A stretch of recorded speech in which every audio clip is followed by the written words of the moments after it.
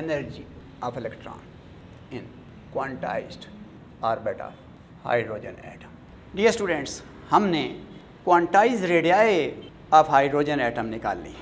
Mathematical expression जो obtain हुआ है वो इधर मैं रिमाइंडर में अगर लिख दूं ताकि आपको याद रहे, that is R N equal to n square h square divided by 4 pi square m k e, which is written as R naught into n square. This R naught is 0.53 angstrom and this is Bohr radius. Now let's see what are the energies of electron in these quantized orbits.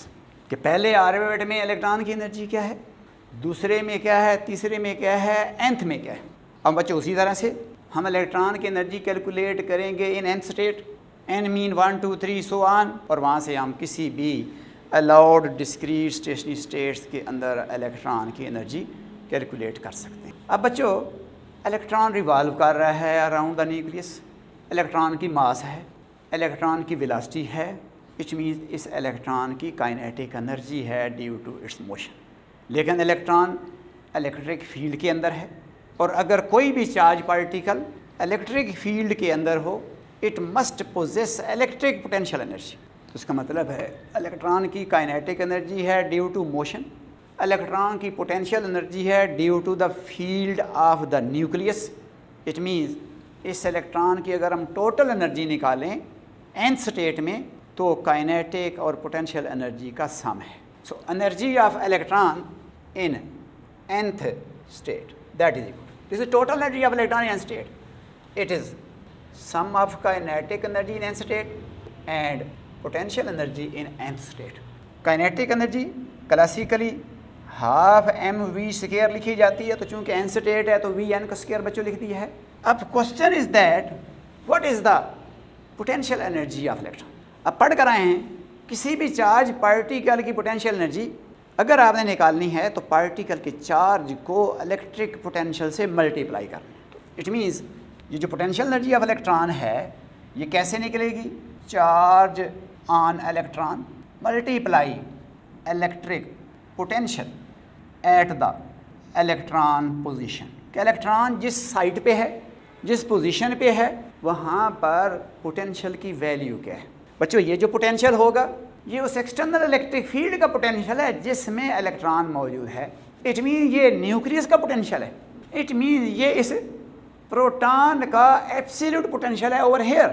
और अब पढ़ कर आए हैं बच्चों कि अगर आपके पास ये एक चार्ज है प्लस क्यू और आपने एट डिस्टेंस आर आपने इस पॉइंट चार्ज का पोटेंशियल वी कैलकुलेट करें तो that is k q divided by r. This is electric potential due to point charge. और हमने यहाँ पर पोटेंशियल निकालना है इस न्यूक्लियस का हुज चार्ज इज प्लस ई, तो क्यू की जगह पे प्लस ई लगा देंगे. इलेक्ट्रॉन यहाँ से कितने डिस्टेंस पे, आर एन पे, तो यहाँ पर आर एन लिख देंगे. तो क्या आ जाएगा, इस न्यूक्लियस का वहाँ पे पोटेंशियल आ जाएगा और इलेक्ट्रॉन का चार्ज माइनस ही है. जब उससे मल्टीप्लाई करेंगे तो हमारे पास electric potential energy of electron है.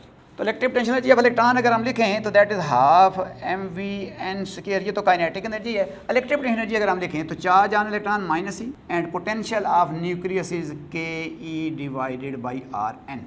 इसको बच्चों सॉल्व करें, half m v n square minus k e square divided by r N.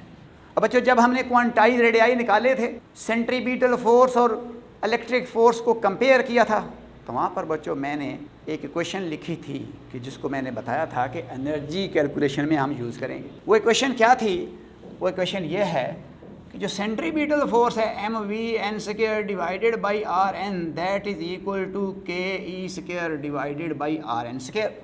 यहाँ से मैंने डायरेक्शन स्किप आउट कर दी हैं, मैग्नीट्यूड फॉर्म में दोनों फोर्सेस को लिखा है. अब ये आर एन इस आर एन स्क्वायर से कैंसिल हुआ था और हमने इक्वेशन लिखी थी m v n square that is k e square divided by r N.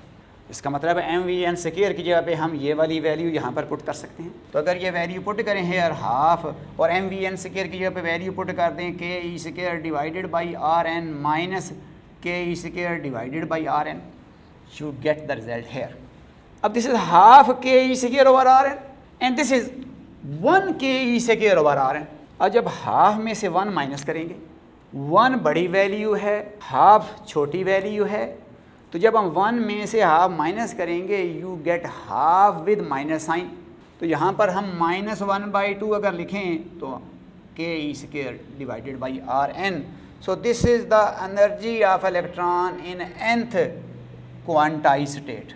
लेकिन बच्चों Rn की वैल्यू जो हमें ये लिखी है n² h² 4 π² mke², अगर ये वैल्यू यहाँ पर हम पुट कर दें तो you get the value of energy of electron in the nth quantize state.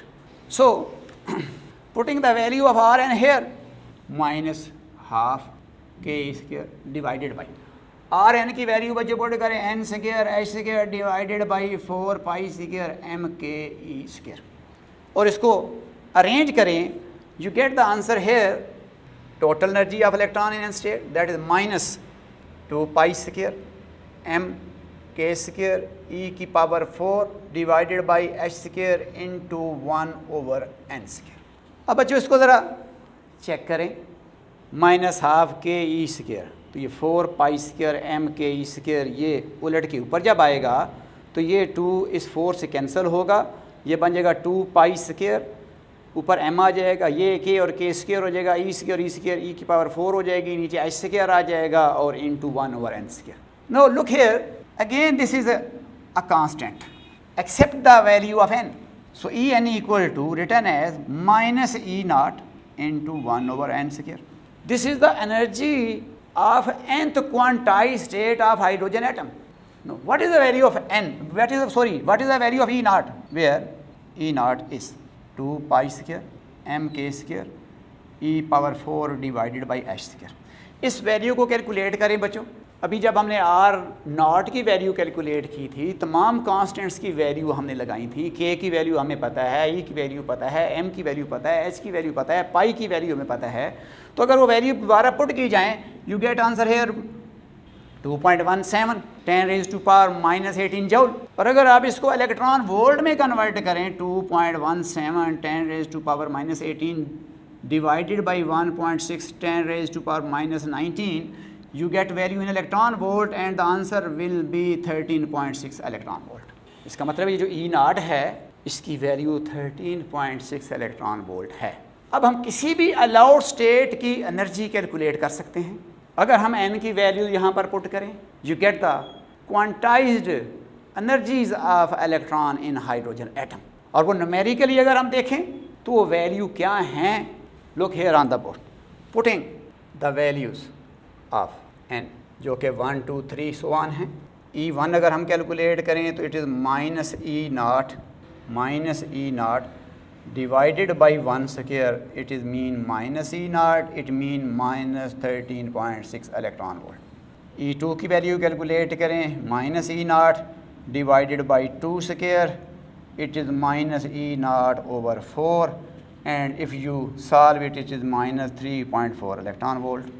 E3 -E0 divided by 3² you get -E0/9, और अगर E0 की वैल्यू लगाएं और इसको सॉल्व करें you get -1.51 electron volt. E0 E4 अगर कैलकुलेट करें -E0/4² यू गेट E0/16, और अगर बच्चों आप इसको सॉल्व करें you get the value 0.85 electron volt and so on.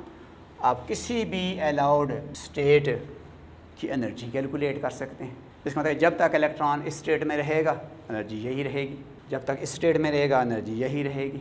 ये जो एनर्जी है ये फर्स्ट स्टेट की है, इसको ग्राउंड स्टेट एनर्जी कहते हैं।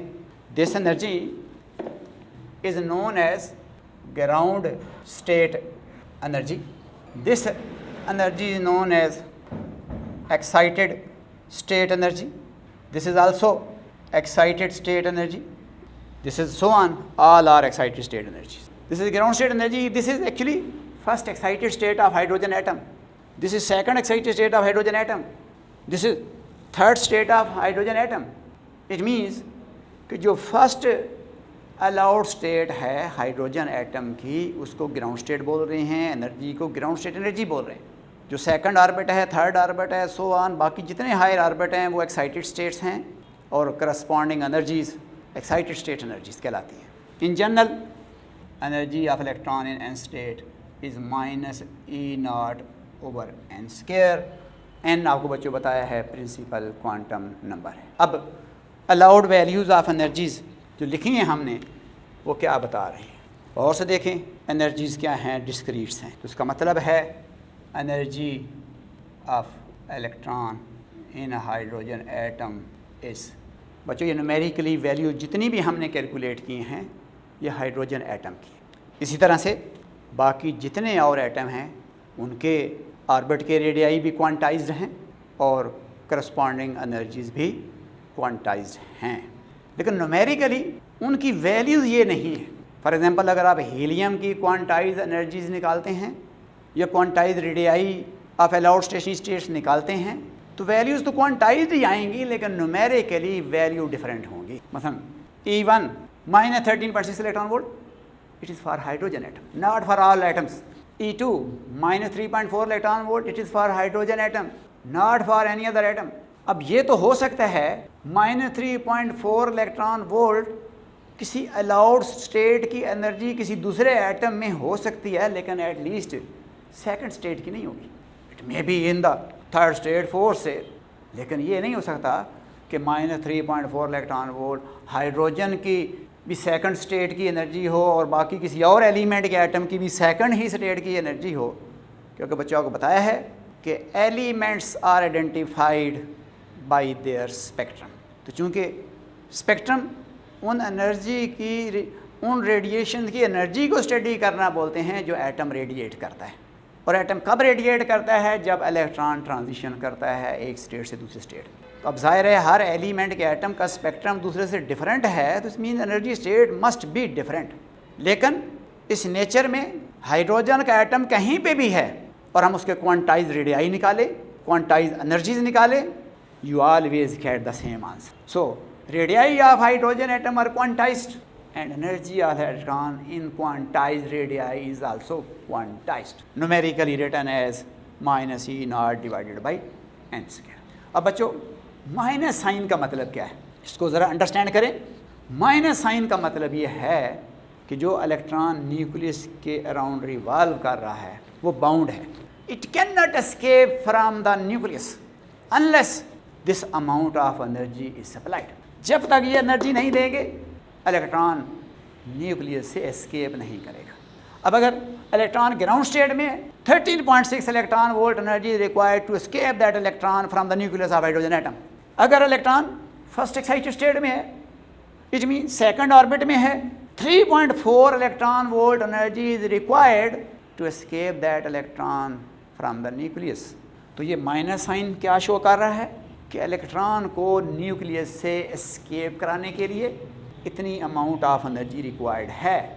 इट मीन्स इलेक्ट्रॉन न्यूक्लियस के साथ अटैच है, इलेक्ट्रॉन न्यूक्लियस के साथ बाउंड है, इनर शेल में है तो मोस्ट टाइटली बाउंड है, और जैसे जैसे वो न्यूक्लियस से दूर जा रहा है न्यूक्लियस की बाइंडिंग कम होती जा रही है, क्योंकि less energy is required to escape that electron from the nucleus.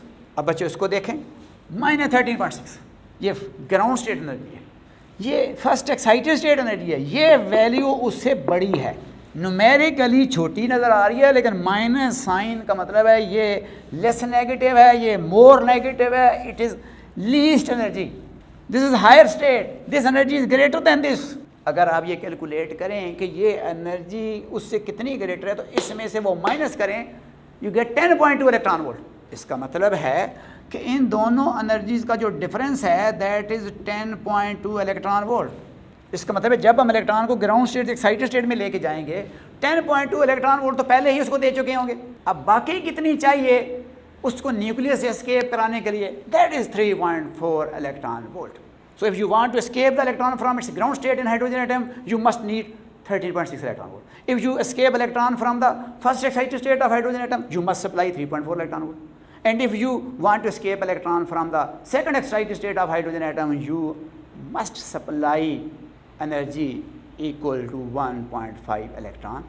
इस तरह से बच्चों अगर हम चलते जाएं, E infinity कैलकुलेट करें, you get minus E naught over infinity, you get 0. It means जिस वक्त न्यूक्लियस से इलेक्ट्रॉन आज़ाद हो जाएगा तो उसकी टोटल एनर्जी ज़ीरो हो जाएगी। इट मीन्स उसकी काइनेटिक एनर्जी भी ज़ीरो होगी, उसकी पोटेंशियल एनर्जी भी ज़ीरो होगी। टोटल एनर्जी ऑफ इलेक्ट्रॉन, अब पोटेंशियल क्यों ज़ीरो हो जाएगी? जाहिर है न्यूक्लियस के फील्ड से ही बाहर चला जाएगा। इलेक्ट्रिक पोटेंशियल एनर्जी कहाँ पर होती है? जहाँ पर इलेक्ट्रिक फील्ड होता है। So when a charge particle is in an external field it has electric potential energy. अब बच्चों एक स्केच दिखाते हैं आपको जिसमें क्वांटाइज रेडियाई और क्वांटाइज एनर्जीज़ की वैल्यूज़ हम लिखने लगे। Here is the nucleus of hydrogen atom, this is the nucleus of hydrogen atom and these are the discrete stationary states of atom which are allowed to the electron. The states which are in between these states are not allowed to the electron because these states cannot fulfill the condition imposed by the quantum mechanics. So here this is first state correspond to n1, second state correspond to n2, third state correspond to n3, fourth state correspond to। अब अगर बच्चों बताया है कि पहला orbit का radius r1, this is r1, दूसरे orbit का रेडियस दैट इज़ r2, तीसरे ऑर्बिट का रेडियस इट इज़ r3, चौथे ऑर्बिट का radius that is r4। Numerically this is r0, this is 4r0, this is 9r0, this is 16r0। और अगर हम generalise करें इस पूरे रिजल्ट को, you get rn and that is equal to r0 into n square. This is the radius of n state. r0 Bohr radius, और ये जो r0 है बच्चों इसकी न्यूमेरिकल वैल्यू बता चुके हैं that is 0.53 angstrom. No, what are the energies? Energy of electron over here that is E1, this is energy of first state. Here energy is E2, here energy is E3, here energy is E4। इस energy को बच्चों minus E0, ये energy minus E0 over 4, इस energy को calculate करें minus E0 over 9, और ये वाली energy minus E0 over 16। What is E0? Here E0 mean 13.6 electron volt. This is ground state energy, this is first excited state, second excited state, third excited state, so on. This is ground state of hydrogen atom. Ground state, first excited state, second excited state, third excited। इसका मतलब जो पहला orbit है वो hydrogen atom की ground state है, orbit दूसरा है लेकिन एक्साइटेड स्टेट पहली है, ऑर्बिट तीसरा है एक्साइटेड स्टेट दूसरी है, ऑर्बिट चौथा है एक्साइटेड स्टेट तीसरी है। अब अगर हम nth स्टेट की एनर्जी यहाँ पर लिखें तो nth स्टेट की एनर्जी जिस तरह से nth स्टेट का आपने रेडियस लिखा है, अगर हम बच्चों nth स्टेट की एनर्जी लिखें तो that is En minus E0 over n square, that is minus E0 over n square. Here n is principal quantum number, also here n is principal quantum number.